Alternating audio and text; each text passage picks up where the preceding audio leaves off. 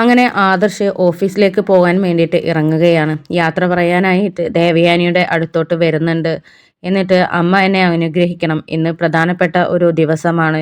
ഇന്ന് ഒരു ക്ലയന്റ് വരുന്നുണ്ട്. ഈ ഓർഡർ നമുക്ക് കിട്ടിക്കഴിഞ്ഞാൽ പിന്നെ നമ്മുടെ കമ്പനി വിജയിച്ചു. കോടികളുടെ ലാഭവും ബിസിനസ്സുമാണ് നമുക്ക് നടക്കാൻ പോകുന്നത്, കിട്ടാൻ പോകുന്നത് എന്നൊക്കെ പറയുകയാണ് ആദർശ്. എന്നിട്ട് എന്താണ് മോനെ കാര്യങ്ങൾ എന്നൊക്കെ ചോദിക്കുന്ന സമയത്ത് ഒരു ഡിസൈൻ വരയ്ക്കാൻ വേണ്ടിയിട്ട് അമേരിക്കൻ കമ്പനി ഒരു ഓർഡർ തന്നിരുന്നു. അത് നയനയ്ക്ക് വയ്യെങ്കിലും അത് നയന വരച്ച് വെച്ചിട്ടുണ്ട്. അത് കുഴപ്പമില്ലാത്ത ഒരു ഡിസൈൻ തന്നെയാണ്. അതുകൊണ്ട് തന്നെ ഈ ഓർഡർ നമുക്ക് കിട്ടും എന്നുള്ളത് എനിക്ക് ഏകദേശം ഉറപ്പുണ്ട്. വയ്യാഞ്ഞിട്ട് പോലും അത്ര ഭംഗിയായിട്ടാണ് നയന ഇത് വരച്ചിട്ടുള്ളത് എന്നൊക്കെ പറയുന്നുണ്ട് ആദർശ്. അപ്പോൾ ഇത് കേട്ടിട്ട് അല്ല അവളും നിന്റെ കൂടെ വരുന്നില്ലേ എന്നൊക്കെ ചോദിക്കുന്ന സമയത്ത് നയന വരുന്നില്ല, നയന വരച്ച ഡിസൈൻ മാത്രമേ ഞാൻ കൊണ്ടുപോകുന്നുള്ളൂ എന്നൊക്കെ പറയുന്ന സമയത്ത് അതെന്താ നിനക്ക് അവളെയും കൊണ്ട് പൊയ്ക്കൂടെ? ഇനി എന്തെങ്കിലും ഡിസൈൻസിൽ മാറ്റം വരുത്താനോ അല്ലെങ്കിൽ പുതിയതായിട്ട് എന്തെങ്കിലും വരച്ചു കൊടുക്കാനോ അവരുടെ മുന്നിൽ നിന്ന് വരയ്ക്കാനോ ഉണ്ടെങ്കിൽ അവൾക്കത് ചെയ്യാലോ. പിന്നെ ഇവിടെ ഇങ്ങനെ ഇരുന്നിട്ട് എന്താ വെറുതെ കിട്ടുന്ന ഓർഡർ നഷ്ടപ്പെടുത്തണോ എന്നൊക്കെ ചോദിക്കുന്നുണ്ട്. അപ്പോൾ ആദർശ് പറയുന്നുണ്ട് ഞാൻ നയനയോട് വരാൻ പറഞ്ഞിരുന്നു, പിന്നെ അമ്മയെ പേടിച്ചിട്ടാണ് അവൾ വരാതിരിക്കുന്നത്.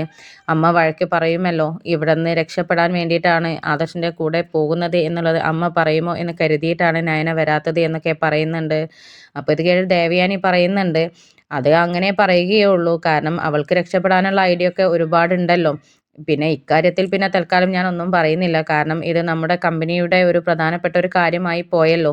പിന്നെ അതുകൊണ്ടാണ് ഞാനൊന്നും പറയാത്തത്. അതുകൊണ്ട് നീ അവളെയും കൂട്ടി പൊയ്ക്കോ. എന്നാലും എന്തെങ്കിലും ഡിസൈൻസ് ഇനി പുതിയതായിട്ട് അവർക്ക് കാണിച്ചു കൊടുക്കണം എന്നുണ്ടെങ്കിൽ ഞാൻ അടുത്തുണ്ടെങ്കിൽ അത് ചെയ്യാലോ എന്നൊക്കെ പറയുകയാണ് ആദർശ്.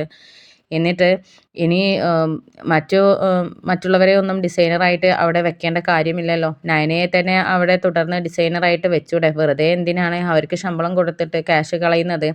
ഇവൾക്ക് ഇവിടെ ഒരു പണിയുമില്ലാതെ ഇവിടെ കുത്തിയിരിക്കുകയല്ലേ, അവിടെ വന്നിട്ട് അതെങ്കിലും ചെയ്തോട്ടെ.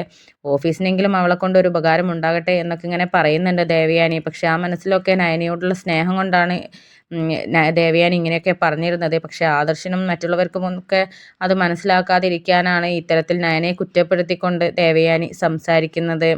അങ്ങനെ അമ്മ ഈ കാര്യം പറഞ്ഞത് കേട്ടതിൽ ആദർശന് വളരെയധികം സന്തോഷമാവുകയാണ്. കാരണം നയനയെ കൂട്ടി ഓഫീസിലേക്ക് പോകണമെന്നുള്ളത് ദേവയാനി ഇത്രയും കാലമായിട്ട് ആദർശനോട് പറഞ്ഞിരുന്നില്ല.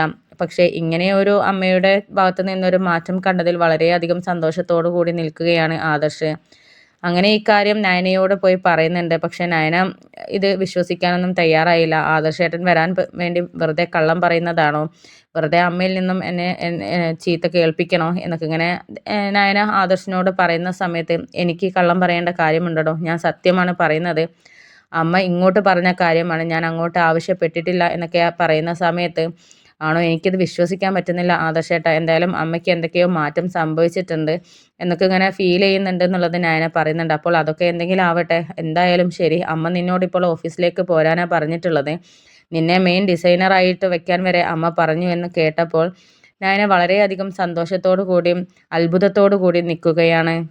അതേസമയം അനാമികയാണെങ്കിൽ ഇതൊക്കെ കേട്ടിട്ട് സഹിക്കാനാവാതെ നിൽക്കുന്നുണ്ട്. എന്നിട്ട് അനിയോട് പോയിട്ട് അടിയുണ്ടാക്കുന്നുണ്ട്. നിനക്കുമുണ്ടല്ലോ ഒരുപാട് ബ്രാഞ്ചുകളും കാര്യങ്ങളും ഒക്കെ, പക്ഷെ ഇതുവരെ നീ നിന്റെ ആ ഒരു ബ്രാഞ്ചിലേക്ക് എന്നെ കൊണ്ടുപോവുകയോ എന്തെങ്കിലും കാര്യം എന്നോട് പറയുകയോ ചെയ്തിട്ടുണ്ടോ എന്നൊക്കെ ചോദിക്കുന്ന സമയത്ത് നിന്നോട് എന്തെങ്കിലും പറയണമെന്നുണ്ടെങ്കിൽ നീ ഏത് നേരവും തർക്കിക്കാനല്ലേ നിനക്ക് നേരമുള്ളൂ, അല്ലാതെ സ്നേഹത്തോടെ ഒരു നേരം സംസാരിക്കാനുള്ള ഒരു ഇതൊന്നും നിനക്കില്ലല്ലോ എന്നൊക്കെ അനാമികയോട് പറയുന്നുണ്ട്. ആ സമയത്ത് നീ നന്ദുവിൻ്റെ പിന്നാലെ ഇങ്ങനെ നടക്കുന്നത് കൊണ്ടാണല്ലോ നിന്നോട് എനിക്ക് ഒരു നീരസമൊക്കെ ഉള്ളത്, അത് നിനക്ക് മാറ്റിയാലും നമുക്ക് നല്ലതുപോലെ തന്നെ ജീവിക്കാലോ എന്നൊക്കെ പറയുന്നുണ്ട്. പക്ഷേ ഇതൊക്കെ കേട്ടിട്ടും നീ നിൻ്റെ സ്വഭാവം മാറ്റിയാലേ നമ്മുടെ ജീവിതം നല്ല രീതിയിൽ മുന്നോട്ട് പോവുകയുള്ളൂ, പക്ഷെ അത് ഒരിക്കലും നടക്കില്ല എന്നുള്ളത് എനിക്കറിയാം എന്നൊക്കെ ഇങ്ങനെ പറയുന്നുണ്ട്. ആ സമയത്ത് അനാമിക പറയുന്നുണ്ട്, നിങ്ങളെ ആദർശേട്ടനെയും ആദർശേട്ടൻ്റെ അമ്മയും അച്ഛനെയും ഒക്കെ കണ്ടു പഠിക്കണം, നയനയെ മെയിൻ ഡിസൈനറായിട്ട് വയ്ക്കാനാണ് അവർ ഉദ്ദേശിക്കുന്നത് എന്നൊക്കെ ഇങ്ങനെ അനാമിക പറയുന്നുണ്ട്. എന്നിട്ട് അവൾക്ക് അങ്ങനെ ഒരു ജോലി കൊടുക്കുകയാണെങ്കിൽ എനിക്കും എന്തെങ്കിലും ഒരു ജോലിയൊക്കെ വേണ്ടി വരും, അല്ലാതെ ഞാനിവിടെ ഇങ്ങനെ അകത്തന്നെ ഇരിക്കില്ല എന്നൊക്കെ ഇങ്ങനെ അനാമിക പറയുന്നുണ്ട്. അപ്പോൾ നിനക്ക് എന്തെങ്കിലും പറയണമെങ്കിൽ അത് മുത്തശ്ശനോട് പറഞ്ഞോ, അത് എന്നോടല്ല പറയേണ്ടത്, പിന്നെ അല്ലെങ്കിൽ ആദർശേട്ടനോട് പറഞ്ഞോ, മെയിനായിട്ട് ഇപ്പോൾ ഇവിടുത്തെ കാര്യങ്ങളൊക്കെ നോക്കുന്നത് അവരാണല്ലോ എന്നൊക്കെ പറയുകയാണ്. അങ്ങനെ പിന്നീട് ആദർശും നയനയും ഓഫീസിലോട്ടൊക്കെ പോകുന്നുണ്ട്. ഓഫീസിലോട്ട് പോയിട്ട് ആ ഡിസൈനൊക്കെ കാണിച്ചു കൊടുത്തിട്ട് അവർക്കത് ഇഷ്ടപ്പെടുകയും ആ ഓർഡർ കിട്ടുകയും ചെയ്യുന്നുണ്ട്. അങ്ങനെ തിരികെ അവർ വീട്ടിലേക്ക് വരികയാണ്. വരുന്ന സമയത്ത് ദേവയാനി കാര്യങ്ങളെക്കുറിച്ച് അറിയാൻ വേണ്ടിയിട്ട് സിറ്റ് ഔട്ടിൽ തന്നെ ഇരിക്കുന്നുണ്ടായിരുന്നു. അങ്ങനെ ഒരു ആകാംക്ഷയോട് കൂടി ആദർശിൻ്റെ അടുത്തോട്ട് വന്ന് ചോദിക്കുന്നുണ്ട്, അല്ല മോനെ എന്തായി കാര്യങ്ങൾ, ഇന്ന് വന്ന ഓർഡറിൻ്റെ അവസ്ഥയൊക്കെ എന്താ എന്നൊക്കെ ചോദിക്കുമ്പോൾ അമ്മ പറഞ്ഞ് ഇന്ന് എന്തായിരിക്കും സംഭവിച്ചിട്ടുണ്ടാവുക എന്നുള്ളത് പറഞ്ഞെന്നൊക്കെ പറയുന്ന സമയത്ത്, എൻ്റെ മോനല്ലേ കാര്യങ്ങളൊക്കെ അവതരിപ്പിക്കുന്നതും ഒക്കെ ചെയ്യുന്നതും, ഇവള് വരയ്ക്കുന്നതല്ലേ ഉള്ളൂ, അപ്പോൾ അതിൻ്റേതായിട്ടുള്ളൊരു വിജയവും ഒക്കെ നിനക്ക് എപ്പോഴും ഉണ്ടാവും. അല്ലെങ്കിലും നീ ഏത് കാര്യത്തിന് തുനിയുമ്പോഴും നിനക്ക് വിജയമല്ലേ ഉണ്ടായിട്ടുള്ളൂ, ഒരു പരാജയവും ഉണ്ടായിട്ടില്ലല്ലോ എന്നൊക്കെ ദേവയാനി പറയുന്നുണ്ട്.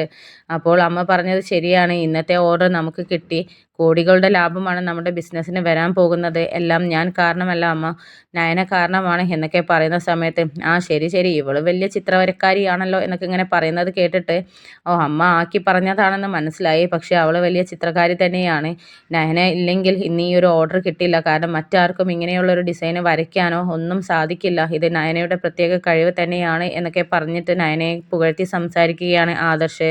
പക്ഷേ ഇതൊക്കെ കേട്ടിട്ട് ദേവയാനിക്ക് വളരെയധികം സന്തോഷവും ഒക്കെയാണ് തോന്നുന്നത്. പക്ഷെ അത് ആദർശിൻ്റെ മുന്നിൽ പ്രകടിപ്പിക്കുന്നില്ല. കാരണം അവർക്ക് നയനയോടുള്ള തൻ്റെ സ്നേഹം എന്താണ് എന്നുള്ളത് അവർ തിരിച്ചറിയരുത് എന്നുള്ള ഒരു നിർബന്ധം ദേവയാനിക്കുണ്ടായിരുന്നു. പക്ഷേ ഇതേ സമയം നയനയ്ക്ക് ചെറിയ സംശയങ്ങളൊക്കെ തോന്നുന്നുണ്ട്, ദേവയാനിക്ക് എന്തൊക്കെയോ മാറ്റങ്ങൾ വന്നിട്ടുണ്ട് എന്നുള്ളത്. അങ്ങനെ നയന ഇക്കാര്യം ആദർശിനോട് പറയുന്നുണ്ട്. പക്ഷെ ആദർശ് വിശ്വസിക്കാൻ തയ്യാറായില്ല. അമ്മയ്ക്ക് അങ്ങനെയുള്ള മാറ്റങ്ങളൊന്നും ഞാൻ കണ്ടിട്ടില്ല, അമ്മയുടെ സ്വഭാവം ഇപ്പോഴും കണ്ടിട്ടുണ്ടല്ലോ, നിന്നെ കുറ്റപ്പെടുത്തിയാണ് സംസാരിക്കുന്നത്, നീ വരച്ചതിനെ പറ്റിയൊരു നല്ല കാര്യം പോലും പറയുന്നില്ലല്ലോ, അവിടെയും നിന്നെ കുറ്റപ്പെടുത്താനാണ് ശ്രമിക്കുന്നത് എന്നൊക്കെ പറയുന്ന സമയത്ത്, എന്നാലും ആദർശേട്ടാ പണ്ടത്തെ പോലെയൊന്നുമല്ല, അത്ര ചൂടായിട്ടൊന്നുമല്ലല്ലോ അമ്മ സംസാരിക്കുന്നത്, അമ്മയുടെ മനസ്സിൽ എന്തൊക്കെയോ മാറ്റങ്ങൾ വന്നിട്ടുണ്ട് എന്നുള്ളത് എനിക്ക് ഉറപ്പാണ് എന്ന് ഉറപ്പിച്ച് പറയുകയാണ് നയന.